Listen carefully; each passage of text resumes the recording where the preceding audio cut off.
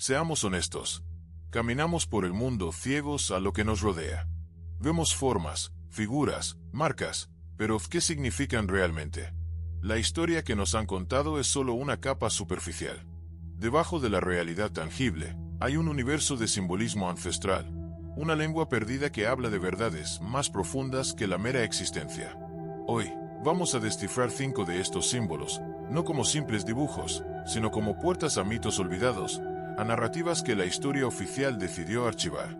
El primero en nuestra lista es el ojo de Horus.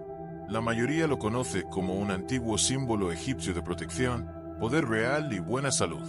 Pero esta es una simplificación moderna, un eco desvanecido de un mito mucho más complejo y fascinante. Para entender el ojo, debemos volver al caos primordial de Egipto, a la lucha cósmica entre Horus y su tío, Set. Horus, el hijo de Isis y Osiris, representaba el orden, la luz y la justicia. Set, el dios del desierto, el caos y la violencia, era su antítesis. La batalla por el trono de Egipto fue brutal y prolongada. En un momento culminante de la lucha, Set arrancó el ojo izquierdo de Horus. Este ojo no era un simple órgano, era el vehículo de su percepción, su conexión con el cosmos. Al ser arrancado, el universo de Horus se fragmentó. Pero aquí es donde el mito se vuelve realmente profundo. El dios de la sabiduría y la escritura, Thoth, intervino. No simplemente curó el ojo, sino que lo reconstituyó pieza por pieza, uniendo los fragmentos de la percepción rota. El ojo restaurado no era el mismo que antes. Ahora era un objeto de poder trascendental, el Udhat, un símbolo de sanación no solo física, sino espiritual. El mito nos enseña que la verdadera sabiduría y la curación no provienen de la integridad original, sino de la restauración de lo que fue roto. El ojo de Horus representa el proceso de sanación del alma, la reunificación de la conciencia fragmentada después del trauma. Es el viaje desde el caos hacia el orden, un recordatorio de que la verdadera visión se obtiene al superar la ceguera y la oscuridad. Este ojo no era solo un amuleto. Los antiguos egipcios lo usaban para medir el conocimiento. La fracción media era el ojo completo, la visión restaurada. Las otras fracciones, un cuarto, un octavo, 1 diagonal 16, etc., representaban las partes arrancadas. La suma de todas estas fracciones daba 63 diagonal 64, un número que no era una coincidencia, sino un enigma. El 1 diagonal 64 restante, el pequeño trozo faltante, representaba la porción del conocimiento que solo la magia de Thoth podía otorgar, un simbolismo de que el conocimiento humano, por más completo que sea, siempre estará un paso por debajo de la sabiduría divina. Así, el ojo de Horus no es solo un talismán, sino una lección de cosmogonía, de matemáticas sagradas y del viaje personal hacia la iluminación, un recordatorio de que, incluso después de ser heridos, podemos ser restaurados a una forma más elevada de ser. El segundo símbolo es la flor de la vida. Para la mayoría, es un patrón geométrico bonito, popular en el diseño y la decoración moderna. Pero su historia es mucho más antigua y su significado, mucho más profundo. La flor de la vida es una red de círculos superpuestos que forman una flor de 6 pétalos. Se ha encontrado en lugares tan dispares como la ciudad de Abidos en Egipto, en antiguos templos asiáticos e incluso en manuscritos de Leonardo da Vinci. Esto no es una coincidencia. Es la firma de una verdad universal. La flor de la vida es el mapa de la creación, la plantilla del universo. Cada círculo representa una célula, un átomo, un planeta. El primer círculo es el vacío, la singularidad original. A partir de este, se crean los demás círculos en un proceso que reproduce la división celular. La semilla de la vida, el primer patrón dentro de la flor, representa el primer paso de la creación, la manifestación de la conciencia divina a partir del vacío. Es la chispa inicial, el primer aliento. La flor en sí misma es la expansión de esa chispa, la proliferación de la vida en todas sus formas. El mito detrás de la flor de la vida no es una historia lineal, sino un concepto de geometría sagrada. Es la narrativa de cómo el universo, con toda su complejidad y belleza, surgió de un patrón simple y perfecto. En las enseñanzas esotéricas, se dice que la flor de la vida contiene los secretos de la creación y la existencia. Dentro de ella se esconden otros símbolos, como el cubo de Metatron, que se cree que contiene todas las formas geométricas del universo, desde el ADN hasta las galaxias. Esta no es solo una figura, es la firma de Dios, la impronta de la inteligencia cósmica. La flor de la vida nos enseña que el universo no es un accidente caótico, sino una sinfonía de patrones interconectados y en armonía. Es un recordatorio de que, a nivel fundamental, todos estamos hechos de la misma materia, de los mismos patrones de energía y conciencia. Ver la flor de la vida no es solo ver un dibujo, es ver el tejido de la realidad misma. Una ventana a la matriz de la existencia. Es un símbolo que nos conecta con el origen de todo. Una verdad silenciosa que ha estado esperando a ser redescubierta. El tercer símbolo, y quizás uno de los más incomprendidos, es el árbol de la vida. La mayoría de nosotros lo asociamos con la mitología nórdica, Yggdrasil, o con la narrativa bíblica del jardín del Edén.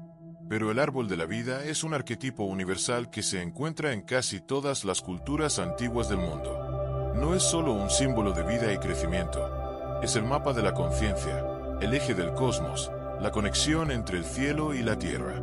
En la Cábala, la mística judía, el árbol de la vida es el diagrama central. No es un árbol literal, sino una representación de las 10 sefirot o emanaciones divinas. El mito aquí es un viaje metafísico. Cada sefira es una estación en el camino de regreso al origen, a la unidad con el Creador. Desde la primera sefira, Keter, la corona, que representa la voluntad divina, hasta la última, Malhut, el reino, que es la manifestación de lo divino en el mundo físico.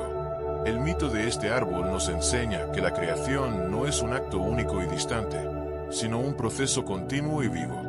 El árbol es la corriente de energía que fluye de lo divino a lo material, y de vuelta. Cada rama y cada raíz son senderos de aprendizaje y crecimiento espiritual. El mito nos desafía a no ver el mundo como algo separado de lo sagrado, sino como su manifestación más baja. El árbol de la vida es un mapa para el alma, una guía para la meditación, una forma de entender nuestra propia estructura interna. Para los antiguos, el árbol de la vida también representaba el conocimiento oculto. Los frutos del árbol de la vida, de los que Adán y Eva no comieron en la narrativa bíblica convencional, no eran solo frutos literales. Simbolizaban las verdades espirituales, las enseñanzas esotéricas que estaban destinadas a ser descubiertas por la humanidad a través de un viaje de crecimiento consciente. El mito nos dice que el paraíso no es un lugar, sino un estado de conciencia que podemos alcanzar al ascender por el árbol, conectando lo terrenal con lo celestial, uniendo el yo material con la chispa divina que reside en nuestro interior. Es un símbolo de la búsqueda incesante de la verdad y la conexión con el todo. El cuarto símbolo, enigmático y poderoso, es el caduceo. La mayoría lo reconoce como el símbolo de la medicina, a menudo confundido con la vara de Asclepio, pero su significado original es mucho más complejo y místico. El caduceo es una vara con 2 serpientes entrelazadas y alas en la parte superior, asociada con el dios griego Hermes, Mercurio para los romanos. El mito detrás del caduceo es el de la alquimia espiritual. Las 2 serpientes no son meras criaturas, son la representación de las fuerzas opuestas y complementarias, la luz y la oscuridad, el masculino y el femenino, el consciente y el inconsciente, el yin y el yang. La vara en el centro es el eje del ser, la columna vertebral humana, la ida y la pingala en la tradición yogi. Las serpientes representan la energía de la kundalini, la fuerza vital latente en la base de la columna, que al despertar, asciende a través de los chakras, entrelazándose hasta llegar a la cima de la cabeza. El mito nos dice que la ascensión de esta energía es lo que conduce a la iluminación, la trascendencia y la unión con lo divino. Las alas en la parte superior del caduceo simbolizan la liberación del alma, el ascenso a un estado de conciencia superior.